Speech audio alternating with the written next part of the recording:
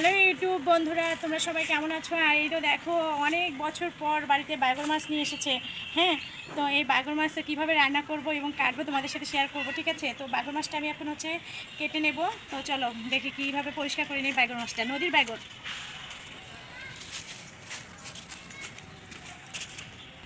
আর এই তো দেখো খোকসে পাতা, তোমরা এটাকে কি পাতা বলো আমি জানি না। তো এটা দিয়ে কিন্তু বাগর মাছগুলো আমি পরিষ্কার করে নেবো, ঠিক আছে? ও মা, এখনই কাটা ফুরিয়ে গেছে। এই দেখো, বাগর মাছে কিন্তু সবসময় কাটা কম থাকে, ঠিক আছে? খেতেও ভালো লাগে, একদম মানে মাংসের মতো। তো এই তো খুব সহজে এই যে পরিষ্কার করে নিচ্ছি। এটা হচ্ছে আমাদের নদীর বাগর। এগুলো আমাদের এখানে ব্রহ্মপুত্র নদী আছে, সেই ব্রহ্মপুত্র নদীর বাগর মাছ। আর এই তো দেখো এর লেজগুলো ময়ূরের মতো, দেখছো? এই দেখো, সবাই দেখে নাও। এই দেখো খেতে কেমন হবে বলো তো? তুমি তো নিয়ে আসছো। ভালো হবে। তুমি খেয়েছো এর আগে? না, খাইনি আমি। তাই? হ্যাঁ, আমি খেয়েছি। দেখছো খুব সহজে কিন্তু পরিষ্কার হয়ে যাচ্ছে, তাই না? এই মাছের কাটা যে এত শক্ত বাবা, খুব শক্ত, বুঝছো?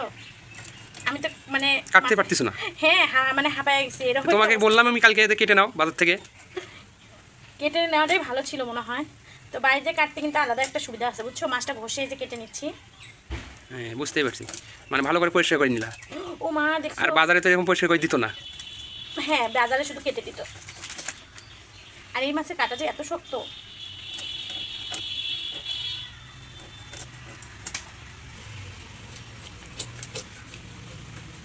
বাহ, দেখো একদম, এই দেখো ভিতরে হলুদ, মাংসটা দেখছো? হ্যাঁ, বলে দিছে তো যে মাংস ভেতরে হলুদ হয়ে যাবে। আর এই তো দেখো একদম ভুঁড়ি নেই মাছটার।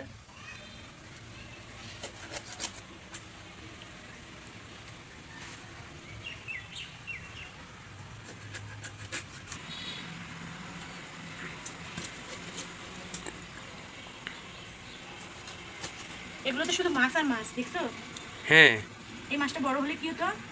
অনেক মাছ হতো।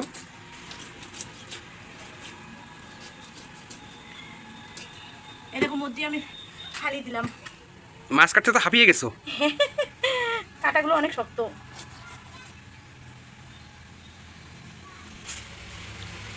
এই তো মাছ কাটাকাটি শেষ। মাছগুলো কেটে ধুয়ে পরিষ্কার করে নিয়ে আসলাম। তো আমি মাছ কাটার পরে গোসল করে নিয়েছি, কারণ আসলে মাছ কাটতে আমার কাছে কেমন জানি একটা লাগে। তো যাই হোক, এই যে মাছগুলো, ঠিক আছে, অনেকগুলো মাছ হয়েছে, সবগুলো মাছই রান্না করব। তো মাছগুলো আর একটু লবণ দিয়ে ফলাই নিচ্ছি, যেহেতু বাইগর মাছ একটু লবণ দিয়ে ফলাই নিলে বেশি ভালো হয়।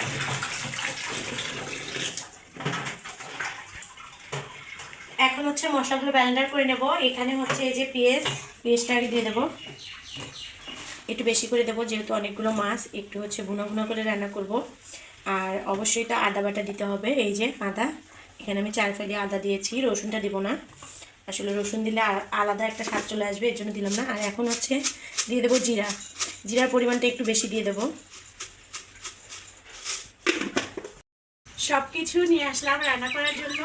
তো এখন আমি পেঁয়াজ একটু কুচু করে কেটে রেখে দিয়েছিলাম।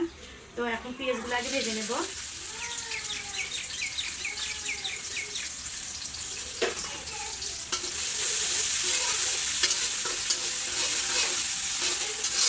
আজকে কীভাবে বাগর মাছটা রান্না করবো সেটাই কিন্তু তোমাদের সাথে শেয়ার করছি বন্ধুরা, ঠিক আছে? বাগর মাছ কিন্তু সচরাচর আসলে পাওয়া যায় না, হঠাৎ করেই ওঠে বাজারে।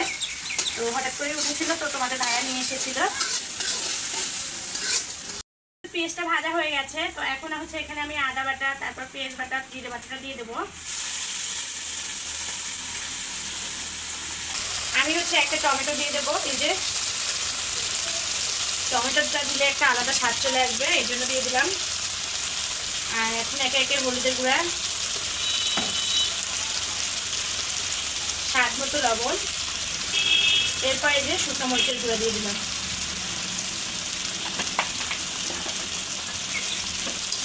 দিয়ে কিন্তু মশলাটা খুব ভালো করে কষিয়ে নেব, ঠিক আছে? আর এটা মানে বাগর মাছ যদি এভাবে রান্না করা যায় অনেকটা মজা হয়। এটা আপনাদের সঙ্গে একটা বাগর মাছের আর কি রেসিপি শেয়ার করলাম আমি আজকে। আর এটা দেখেন মশলাটা কিন্তু খুব সুন্দরভাবে এই যে ফুটতেছে। ঠিক আছে, যখন এর উপর দিয়ে তেলটা ছাড়বে আমি তখন মাছগুলো দিয়ে দেবো।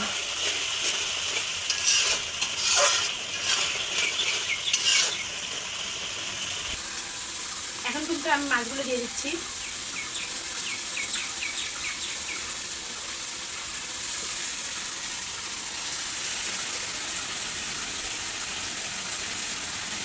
এখানে কিন্তু অনেকগুলো মাছ। যারা এই মাছগুলো খেয়েছেন তারা কিন্তু জানেন এই মাছগুলোতে হচ্ছে মাংসের মতো লাগে এবং অনেকটাই মাছ থাকে কাটা ছাড়া। তো এখন এই যে আমি মশলাটাকে ভালো করে কষিয়ে নেব। এখানে কিন্তু 2টা মাছ, এই যে অনেকগুলো রান্না করে নিলাম, সবাইকে খাওয়াবো।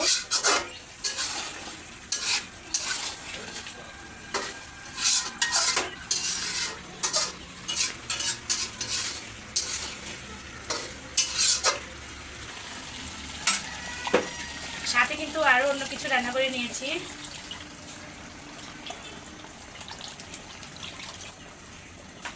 এখন হচ্ছে ঢেকে দেবো।